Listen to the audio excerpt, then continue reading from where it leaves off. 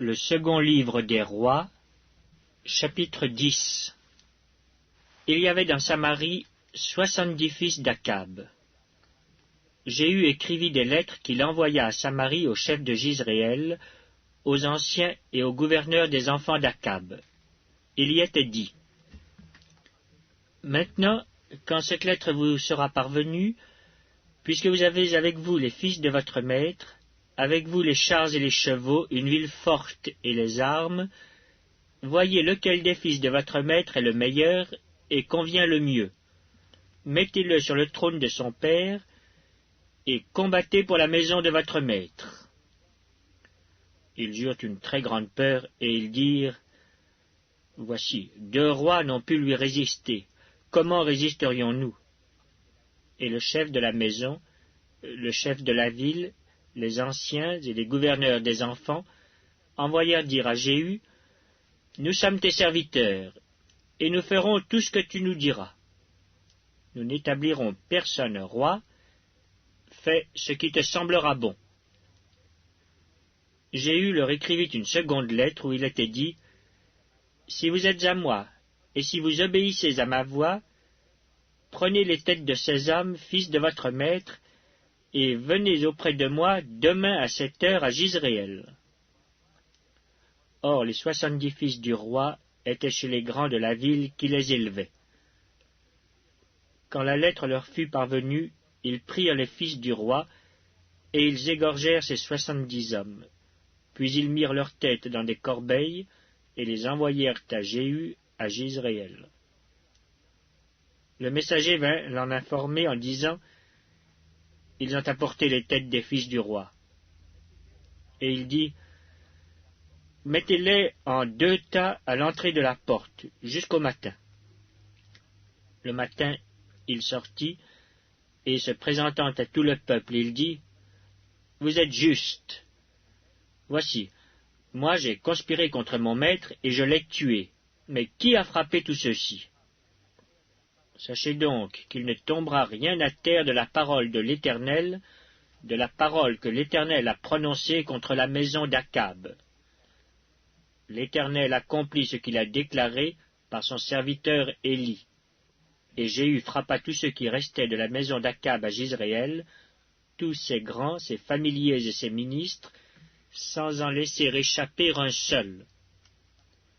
Puis il se leva et partit pour aller à Samarie.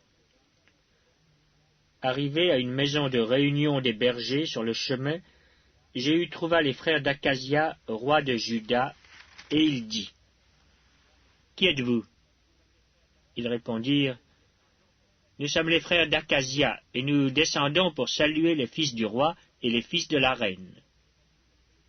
Jéhu dit: Saisissez-les vivants.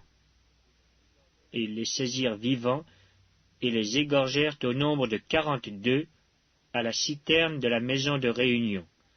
Jéhu n'en laissa échapper aucun. Étant parti de là, il rencontra Jonadab, fils de Récab, qui venait au-devant de lui. Il le salua et lui dit: Ton cœur est-il sincère, comme mon cœur l'est envers le tien? Et Jonadab répondit: Il l'est. S'il l'est, répliqua Jéhu, donne-moi ta main. Jonadab lui donna la main, et Jéhu le fit monter auprès de lui dans son char et dit: Viens avec moi, et tu verras mon zèle pour l'Éternel. Il l'emmena ainsi dans son char. Lorsque Jéhu fut arrivé à Samarie, il frappa tous ceux qui restaient d'Akab à Samarie, et il les détruisit entièrement selon la parole que l'Éternel avait dite à Élie. Puis il assembla tout le peuple et leur dit: Akab a peu servi Baal, Jéhu le servira beaucoup. Maintenant, convoquez auprès de moi tous les prophètes de Baal, tous ses serviteurs et tous ses prêtres, sans qu'il en manque un seul, car je veux offrir un grand sacrifice à Baal. Quiconque manquera ne vivra pas. Jéhu agissait avec ruse pour faire périr les serviteurs de Baal. Il dit: Publiez une fête en l'honneur de Baal. Et ils la publièrent. il envoya des messagers dans tout Israël, et tous les serviteurs de Baal arrivèrent, il n'y en eut pas un qui ne vint. Ils entrèrent dans la maison de Baal, et la maison de Baal fut remplie d'un bout à l'autre. Jéhu dit à celui qui avait la garde du vestiaire, « Sors des vêtements pour tous les serviteurs de Baal. » Et cet homme sortit des vêtements pour eux. Alors Jéhu vint à la maison de Baal avec Jonadab, fils de Récab, et il dit aux serviteurs de Baal, « Cherchez et regardez, afin qu'il n'y ait pas ici des serviteurs de l'Éternel, mais qu'il y ait seulement des serviteurs de Baal. » Et ils entrèrent pour offrir des sacrifices et des holocaustes. Jéhu avait placé dehors 80 hommes en leur disant, « Celui qui laissera échapper quelqu'un des hommes que je remets entre vos mains, sa vie répondra de la sienne. »